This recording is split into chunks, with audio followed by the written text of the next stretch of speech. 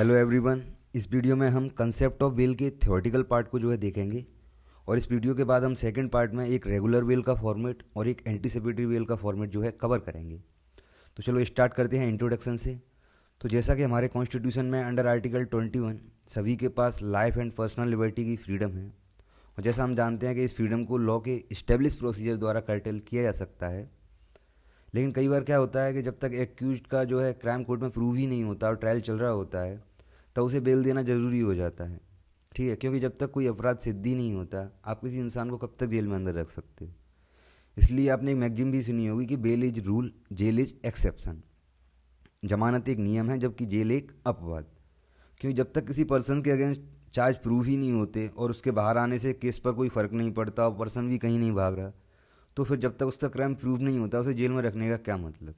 सो ये मैगजीन दी गई थी in the case of RJ versus Walchand alias Walia 1977। हालांकि करंट में यह प्रैक्टिकल अप्रोच नहीं होती, फिर भी हमेशा बेल के कंसेप्ट को जो है आर्टिकल 21 की जो है लाइट में हमेशा हमें पढ़ना चाहिए। ये कोर्ट ने कई जजमेंट में बार बार कहा है। नाउ मीनिंग, तो जो बेल वर्ड है वो कहीं भी डिफाइन नहीं है। Only term bailable and non bailable define है सीआरपीसी के अंदर सेक्शन 2A में।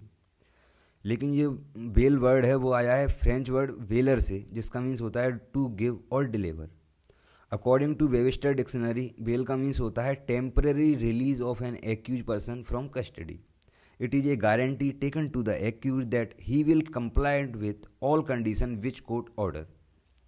Bell is a kind of security which is given by the accuse to the court कि that he will attend the proceeding against the accusation. जो उसके against इल्ज़ाम लगाए गए हैं उसके ऊपर वो उस प्रोसीडिंग को अटेंड करेगा। Made upon and include personal bond and bail bond. So हम कह सकते हैं कि bail is a mechanism use to ensure that the accuse is present before the court. Purpose की बात करें तो first purpose to ensure appearance, जो हमने अभी देखा कि the accuse is present before the court, ये इंश्योर करना।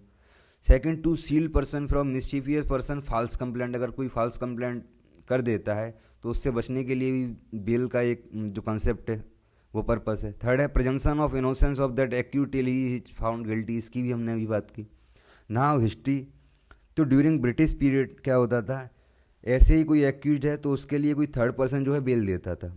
फिर अगर एक्यूज जो है अगर कोर्ट में अगर अपीयर नहीं होता था तो उसकी जगह जिसने जो है बेल दी है उस थर्ड पर्सन पर ट्रायल चलता उन्हीं चार्ज पर।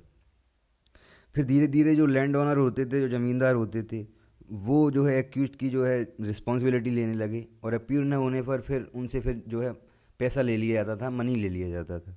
तो यहीं से फिर धीरे धीरे मनी वॉन्ट स्टार्ट हो गया। ठीक है, तो अब हम देखते हैं कि बेल कितने तरह से होती है। तो हम जानते हैं कि सीआरपीसी के अंदर दो तरह के ऑफेंस हैं। सेक्शन 2A में बताया गया है बेलेबल एंड नॉन बेलेबल। तो बेलेबल ऑफेंस में तो पुलिस स्टेशन से ही बेल मिल जाती है अंडर सेक्शन 436, जो हम अभी देखेंगे। लेकिन बात आती है नॉन बेलेबल ऑफेंस में। तो इसमें क्या होता है, आफ्टर इन्वेस्टिगेशन जब चार्जशीट वगैरह फाइल हो जाती है देन हम रेगुलर बेल के लिए जो है फाइल करते हैं। जो हम जनरली कहते हैं कि यार पुलिस चार्जशीट फाइल करे तो हम बेल के लिए अप्लाई करें। इसके रिगार्डिंग प्रोविज़न हम सेक्शन 437 एंड 439 में देखते हैं। 437 में कोर्ट ऑफ मजिस्ट्रेट के पास पावर है नॉन वेलेबल ऑफेंस में कुछ लिमिटेशन के साथ, जबकि 439 में हाई कोर्ट और कोर्ट ऑफ सेशन के पास पावर है in case of non bailable offence. यहाँ पर मैटर ऑफ राइट नहीं होता। अभी हमने देखा था 436 के अंदर क्या होता है, वेलेबल ऑफेंस में पर्सन का मैटर ऑफ राइट होता है, लेकिन 437 और 439 in case of non bailable offence यहाँ कोर्ट की डिस्क्रिशन होती है कि वो बेल दे या ना दे। ठीक है, इसके बाद आती है हमारी डिफ़ॉल्ट बेल। तो जैसा कि पुलिस को एक टाइम पीरियड के अंदर जो कि 60 या 90 दिन का होता है, ठीक है, इन्वेस्टिगेशन कंप्लीट करके चार्जशीट जो है कोर्ट में सबमिट करनी होती है। अगर पुलिस जो है प्रिस्क्राइब टाइम में इन्वेस्टिगेशन कंप्लीट नहीं करती तो after that prescribe time bail accuse का राइट बन जाता है और उसे हम डिफ़ॉल्ट बेल कहते हैं। इसके बाद आती है हमारी इंटरिम बेल। तो जब तक कि रेगुलर बेल या एंटीसिपेटरी बेल जो है कोर्ट में अगर पेंडिंग है और बाहर उस पर्सन को कोई इमरजेंसी काम आ जाए, फॉर एग्जांपल किसी पर्सन की फैमिली में उसके डेथ हो जाए और उसके बिना काम नहीं हो, तो शॉर्ट पीरियड के लिए उसको जो बेल दी जाती है उसे हम इंटरिम बेल कहते हैं। ठीक है, ये पैरोल से अलग है, ये याद रखना, क्योंकि पैरोल का जो कंसेप्ट है वो आफ्टर कन्विक्शन आता है। ठीक है, जैसे हम कई बार कई लोगों को देखते हैं बार पैरोल पर आए तो आफ्टर कन्विक्शन आते हैं, लेकिन जो इंटरिम बेल का जो है वो हम ट्रायल में ही डिमांड करते हैं। ठीक है, कि किसी इमरजेंसी काम के लिए जो आपके बिना हो ही नहीं सकता उस पर्सन के बिना। फिर आती है अपनी एंटीसिपेटरी बेल। तो यह अरेस्ट होने से बचने से पहले ही फाइल की जाती है, ठीक है। यदि कोई आप पर फॉल्स चार्ज लगा रहा है, ठीक है, तो यह प्री अरेस्ट बेल फाइल की जाती है। ओके, तो ये आप पढ़ लेना। नाउ बेल इन वेलेबल ऑफेंस। तो सेक्शन 50 CRPC बताता है कि वेलेबल ऑफेंस में अरेस्टेड पर्सन को जो है बेल के बारे में आपको पुलिस को इन्फॉर्मेशन देनी होगी उसको अरेस्ट करने के बाद कि भैया आप बेल ले लो, क्योंकि आपका यह एक राइट है। और सेक्शन 436 में उसे बेल दे दी जाएगी फिर, ठीक है। अब एक अमेंडमेंट आया 2005 में, उसमें सेक्शन 436 में ए जोड़ा गया, ठीक है, कि यदि कोई पर्सन जो है ट्रायल चल रहा है उसका, उसके चलते चलते उस पर जो चार्ज लगे हैं और उसकी जो टोटल सज़ा है, इम्प्रिजनमेंट है, उसका वो आधा, वो ठीक है, हाफ जो है जेल में निकाल चुका है और ट्रायल अभी चल ही रहा है, देन उस आधे समय के बाद उसे जो है बेल दे दी जाएगी as a matter of right, ठीक है, क्योंकि केस डिसाइड हुआ नहीं, उसकी जो टोटल पनिशमेंट है उसका आधा उसने काट दिया, तो यहाँ से उसको बेल दे दी जाएगी। ये अमेंडमेंट से जोड़ा गया था 2005 से। फिर इस केस को आप पढ़ लेना। फिर bail in non bailable offence, तो सेक्शन 437, तो मजिस्ट्रेट कोर्ट के पास पावर है इस सेक्शन के अंडर, ठीक है, बट कुछ लिमिटेशन के साथ, बिकॉज हम जानते हैं उनकी पनिशमेंट देने की पावर भी लिमिटेड है CRPC के अंदर, तो उसके अकॉर्डिंग भी वो बेल दे पाते हैं, ठीक है।